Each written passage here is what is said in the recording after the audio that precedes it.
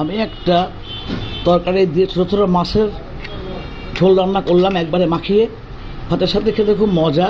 চাপিলা মাছ, ধুন্দোলটা তো আমরা এভাবে খেতে পারি না, মানে ভালো লাগে না। বিভিন্নভাবে বড় রুই মাছ এই ধুন্দোলটা কেটে লম্বা করে, পটল কেটে, আর কিছু না, পেঁয়াজ কাঁচা মশলা দিয়ে মাখিয়ে, এর মধ্যে আছে কাসকি মাছ, খুব মজা খেতে।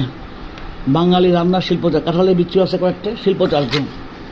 আর তলে পড়ে গেছে মাছ, আর বেশি মাছ দেওয়া যায়, খুব খেতে ভালো লাগছে ভাত দিয়ে, ভাতের সাথে।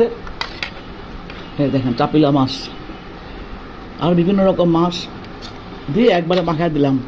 ধনিয়া পাতা নামার সময়, কাঁচামরিচ, কি সুন্দর সবুজ সবুজ রং, হলুদ কম হতে হবে, হলুদ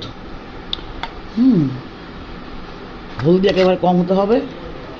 এই যে ভাতের সাথে খেতে কি যে মজা।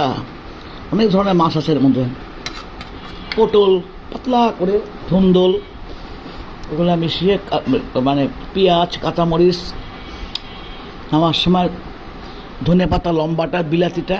এই বর্ষাকালে সবসময় তো বড়ো বড়ো মাছ খাই আমরা, আজকে আমি একটু অন্যরকম ভেজিটেবলটা খাওয়া হলো আমার। কাগজি লেবু দিয়ে ভাতের সাথে খেতে খুব মজা। একবারে মাখা দিতে হবে কাঁচা মশলা দিয়ে, চচ্চড়ি, ছোটো ছোটো বিভিন্ন রকম মাছ।